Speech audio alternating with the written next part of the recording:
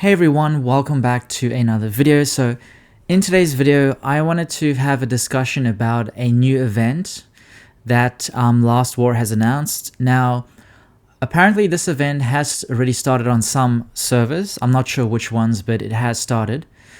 This post was made on the official Last War Discord on the 10th of July. I'm a bit late to this one, but I thought I'd go through it and just also give my thoughts at the end. So what it says is the event is called Cannon Storm Battlefield, and they have provided this little image as well. So it does remind me very much of Desert Storm. So it's probably going to be very similar to that. But what it says is this event is divided into 4 phases: the sign-up phase, matching, battle, and settlement. And there is a faction setup. So there's 2 factions in this event. You've got the Apollo faction, which is a single elite squad from one alliance. And then you have the Dionysus faction. I think that's how you pronounce it. I did try to actually search the pronunciation before starting this video. And it's 2 squads from 2 different alliances forming a team with more members. So you're going to have a 2 versus 1 setup with this event. In terms of the battle mechanics, so what it says is once on the battlefield, capture various buildings to earn points. So that's very much like Desert Storm. And when the battle timer ends, the faction with the highest score wins. So that is literally just like Desert Storm. It's exactly the same. The only difference so far is instead of having 1 versus 1 alliance, you have 2 alliances versus 1 elite alliance. That's the difference. So let's look at the stages. So you got the first stage, the sign up stage. So to join this event, your alliance must meet the following conditions. So you have to have at least 20 alliance members with bases above level 15.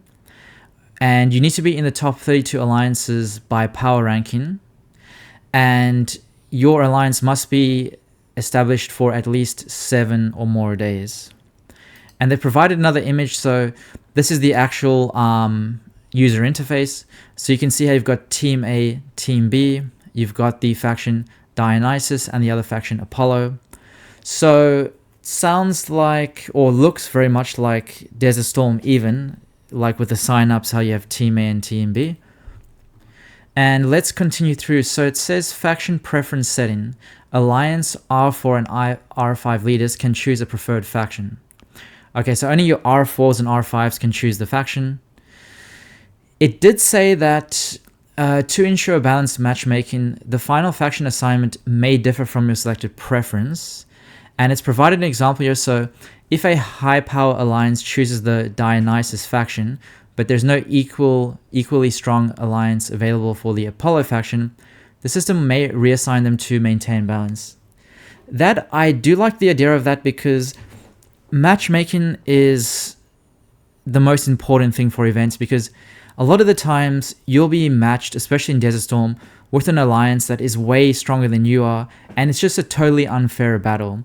It's like I don't know if you know about sport and weight classes, but it's like if someone who, I'm just going to give like a very rough example, but let's say someone is 50 kilograms and they are forced to compete against other athletes that are 80 kilograms, you know what I mean, in like a strength sport. There's a big disadvantage there. It's the same for the events. If you are matched, like if your alliance is matched up against an extremely powerful alliance, it's just not fair and it makes no logical sense. So I do like the fact that if this works, now this is a big if, hopefully it will work, but if this works, the matchmaking system will ensure that it's going to be balanced. But let's see, because I know sometimes in even my alliance, when we go into Desert Storm battles, we get paired up with an alliance that is way stronger than us, and it's just not fair. So yeah, so hopefully this will work. We'll wait and see. Now the Apollo faction is considered as an elite squad with special buffs. And the Dionysus faction is formed by 2 squads, as I mentioned before, offering a numbers advantage, which sometimes can be the difference between winning and losing. And yeah, so that's pretty cool. And It says here the final faction assignments will be displayed after matchmaking. Opponent details will only be revealed once the battle begins. Alliances in the Apollo faction will receive a random buff after matchmaking. This buff can be used during the battle. So if we go ahead and take a look at the interface again, it's just pretty much showing the same thing as I showed before, but I think it's just showing a few more things. So, okay. And it says once the matchmaking is complete, R4 and R5 of Apollo side alliances can appoint an arbiter who gains access to a powerful exclusive active skill. So, of course, if you're the Apollo side, you're at the disadvantage just simply because you have less members, which is why they're going to give you more buffs to help you out. Now, for the battle stage, the battle will last 30 minutes, so that's the same as Desert Storm. When the time runs out, the faction with the highest score wins, also the same as Desert Storm. Commanders, every second counts, yeah, well, obviously. And upon entering, your drill ground will be filled with the highest level units you can currently train. That's pretty cool, and I'm pretty sure that's the same as, Desert Storm. And these units are separate from your base troops and won't disappear after the battle ends. Thank goodness. That's exactly the same as Desert Storm, and I'm really glad they've done this because this makes a massive difference. No units will die during the battle. All heavily wounded units will be automatically and freely healed once the battle ends. Great news. I'm glad they've kept that because that definitely helps a lot. I don't think as many players would be playing even Desert Storm if you lost that many troops for real. So, and it's going over how to earn faction points. So, capture buildings on the battlefield. Different buildings grant different points. Plan your strategy based on real-time changes. So same as Desert Storm, you just go into a building, you capture it, you get points for it. Now it says how to earn individual points for skill energy. So accumulate through active participation in combat and captures. These points charge up your in-battle skill. So it's showing another image here where it's showing enemies defeated, units healed, and units critically injured. And it has 3 different tabs there: battle, assistance, and strategy. So that's just the battle tab showing you some information about the battle stats. And then you have the second tab, assistance. This one shows a image which says gather 1 faction point by occupying a power plant, and then restore 1 point of base durability. Collect 1 faction point by collecting excess battlefield points. And then the last tab is a strategy. It says destroy 1 point of base durability. Garrison the building for 1 second. Okay. Let's look at the battlefield buildings overview. So you have this area. Okay, I can't zoom in anymore. So I did watch a brief video of someone playing this event. So this is where your base will spawn in the beginning. And then these are these other buildings. And yeah, so we can actually have a look at this map. So that is the spawn area, like I said. So it says auto yelling activates for wounded units when the base is in a safe zone or spawn area. Knocked out bases will go back to the spawn area automatically. So A1 is for the Apollo faction. And it says this A2 and A3 is for the Dionysus, so A2 and A3, which makes sense because, Apollo is 1 squad, or 1 alliance, sorry, whereas the Dionysus is 2 squads. So that makes sense. You've got the Apollo safe zone, which is B, and that is... Where is B? Oh, there we go. So there's a little area there, which is a safe zone for the Apollo. So it says if the Apollo faction captures a power tower, they can activate the shield over the central safe zone, rendering any base inside it immune to attacks. When a base from the Apollo side is knocked out while the safe zone is under shield protection, it will automatically relocate to their safe zone instead of returning to the spawn area. Now that is very cool, actually. That's something you won't find in Desert Storm. So that's a nice addition to this event. And then you've got what's called the sites, which is the lower point output. So that is C. So you've got C1 there, C1 again, And you've got C2, C2, C2, and all the C2 buildings there, or sites. So these points are earned during the occupation period. So you have this data center, which is C1, it's the lower point output. And then you've got C2, which is the sample warehouse, about half the output of C1 data center. And then for the D sites, these are the higher point outputs. So if you look at the map, the D sites, let's see, where is the D sites? There we go, D1 and D2. All right, so these points are earned during the occupation period as well. So you've got D1, the power tower, relatively high amount of points output. And then you have D2, the virus lab, which is a large amount of points output. So this seems to be the highest point collection building or site. And then you've got E, which is the buff sites. So we've got E1, E2, E2, E1 over there. So for these buff sites, they will provide special skill effects. You've got the serum factory and you've got the defense system. And then lastly, F for the power plants. So if we have a look, there we go, F over there, F over there, and F over there. So that is the power plant. And I'm just going to see if I can actually zoom in anymore. Nope, I can't. Okay, sorry about that. I want to enlarge this bit. I can't unless I download it, but don't worry. I'll show you the actual event when it comes through on my server anyway. So, okay, so that is interesting.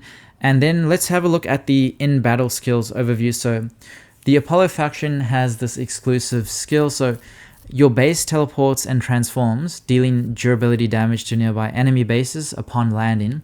It then periodically deals durability and unit damage in its area. Okay, so just by teleporting, it will cause durability damage to nearby enemy bases upon landing. For the Dionysus faction, your exclusive skill for that faction is going to be... does this say the same thing? Your base teleports and transforms and periodically damages the nearest enemy base in range, damaging both durability and units. That's kind of the same thing as what it said for the Apollo faction. So I'm not quite sure if there really is any difference whatsoever. The only difference I can notice is for the Apollo faction, it says it deals durability damage to nearby enemy bases upon landing. For the Dionysus one, it says periodically damages the nearest enemy base in range. It says in range, so I don't know if that's just different wording or if they actually mean something different, but let's keep going on with what they've provided. You've got a shared universal skill as well, so your base teleports and transforms, then heals nearby wounded units and restores base durability to surrounding allies at intervals. You have this seismic tower.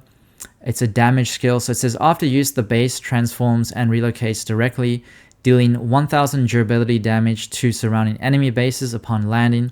After landing, it continues to deal 300 durability damage and inflict 60 critical injuries on enemy units every 3 seconds. Duration is for 30 seconds. You've got the consumption there and the cooldown. Okay, and I think in the video I watched, I saw the skill in action. It was like, yeah, kind of like almost like an earthquake kind of thing effect. So that was quite interesting.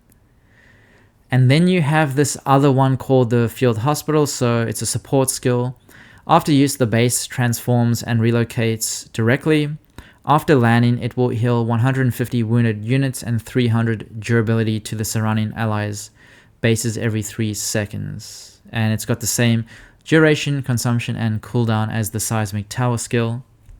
So those skills look pretty cool, but it's going to be obviously better to see them in action. So stay tuned for that once I release that video. And then we have the artillery turret. So this is another damage skill. So after use, the base transforms and relocates directly. After landing, it will cause 300 durability damage to the nearest enemy base within the attack range and inflict 60 critical injuries on enemy units every 2 seconds. And I believe I did see that one as well in the video I watched. So that was quite a cool one. And then you have this other skill, the Judgment Day. This is an exclusive skill. So after use, the base transforms and relocates instantly. During the skill's duration, each successful teleport deals 5000 durability damage to enemy bases within a large surrounding area. Each time an enemy base is breached, the teleport cooldown is reduced by 30 seconds. Additionally, the enemy commander whose base is destroyed will have their teleport cooldown increased by 60 seconds. So that sounds like a very interesting and a very powerful skill as well. So it'd be also cool to see that one in action. And they've left a few more notes. So you'll receive a free teleport at set intervals during the battle. And after using it, a cooldown will apply. You won't be able to teleport again until the cooldown ends. So that's just like Desert Storm, you know, where you'll teleport, then you got to wait for the cooldown before you can teleport again. And for the final stage of this event, the settlement stage, rewards and settlement for this battlefield will be divided into faction and individual parts. For the faction, rewards will be settled based on the faction's victory or defeat. And for the individual rewards, they'll be distributed based on individual performance in this battle. And ranking rewards for individual points, leaderboard is based on faction statistics. And progress rewards for achieving individual points, milestones. So that is all the information that has been provided on Last War's Discord so far. As for my thoughts on this event, it sounds very interesting, and from what I've heard from other players who have already done this event on their server, I've heard a lot of positive feedback so far. Now, it sounds like, from what I've read, that this event is very much like Desert Storm, but with a lot more things in it, which is pretty cool to see. And I think the coolest part of this event for me, or in my opinion, is the fact that you have now 2 alliances versus 1 alliance. That's a very interesting dynamic, and we haven't really seen an event like this in Last War, from what I know, where you have, you know, like 2 alliances versus 1 alliance in an event. So that makes for a very cool dynamic. And also, the cool thing I found with this so far is that how they have those other skills that you can actually use as well. That's going to also make for a very interesting battle as well. So I'm quite keen to see that in action. And the other cool thing as well is, from what I've seen in other videos, and I could be wrong, but I'm pretty sure like you can have, it's going to be like Desert Storm where you have 20 members per alliance that can sign up. So it would, in theory, it would mean that, you know, the Apollo gets 20 max, and then the Dionysus has 40, because if it's, you know, 20 times 2. But then again, I might be wrong, because I swear someone mentioned in another video that you could have up to 60 in the Dionysus, or I might have heard them wrong. I don't think so. No. I think I'm correct. It's a maximum of 20 players for the Apollo faction and a maximum of 40 for the Dionysus. So then you'll have 60 players in total. Now, if you could imagine, like, if everyone has signed up and participated, right, you're going to have 60 people on a single battlefield. Now, that's pretty cool. The more players you have, the more fun it is, actually. So that's also another thing I'd be excited for. But my only sort of concern with that is, just like with Desert Storm, usually like not all the members will participate, which kind of sucks, right? I kind of like in a way where with Winter Storm, you know, it's a 5 versus 5, and the event will not start unless you actually have 5 players on each side, which I like, because the thing with Desert Storm, when you say have maybe only 10 players from your line showing up and maybe like 13 or 14 from the other, it kind of sucks, because it's very imbalanced. Like, there must be some way where we can guarantee to have, you know, the full participation. I don't know how they could do it, but if they did it similar to Winter Storm, where the event would not start unless you had enough players. But then again, that might not work, because it might be harder to find 20 members, you know, for each alliance to participate. So it is a tough one, but yeah. And apart from this, it looks like you can also have, you know, these 2 teams as well. So it's going to be just like Desert Storm, where you can choose to either I'm assuming they're going to give you the option of either having a single Team A and forfeiting Team B. That way you get better rewards. Or you can choose to have a Team A and Team B. Not get quite as good rewards, but still each team has the chance to get rewards. So yeah. So I think that's going to be the same for this one. So it's a very interesting event, and the faction names are very interesting as well. That's, I believe, from Greek mythology. I will quickly, because I found this quite interesting. I won't talk about Apollo first. I'm going to talk about Dionysus, because this one I've found very peculiar. I've never ever come across this word before, so I was like sort of scratching my head like, what the hell does this even mean, right? But I did actually search ChatGPT before, and I'm just searching it again to just let you know roughly what it means, just for curiosity's sake. But so Dionysus is the Greek god of wine, fertility, theater, ritual madness, and religious ecstasy. That's quite a mix. So it's obviously like a Greek word. So apparently this god was known for inspiring festivals and celebrations, like the Dionysia, I think that's how you say it, which gave rise to Greek theater, being both joyous and destructive, representing the dual nature of intoxication. This sounds like a very mischievous god. And it says often depicted with satires, I don't know how you say that, and wild animals. Okay, so it sounds like the type of god that you probably would want to, depending on your personality, you may or may not want to be spending time with this kind of god, if that makes sense. The god sounds kind of, scary in a way. But let's check out the Apollo. Because I've heard of Apollo, but I need to refresh my memory on this god. So it was one of the most important and complex gods in Greek mythology. He's also worshipped in Roman mythology under the same name, Apollo. Okay, so god of the sun and light, god of music, poetry, and the arts, god of prophecy, god of healing and medicine, god of archery, associated with order, reason, and harmony. Okay. Family: father Zeus, mother Leto, twin sister Artemis, goddess of the moon and the hunt.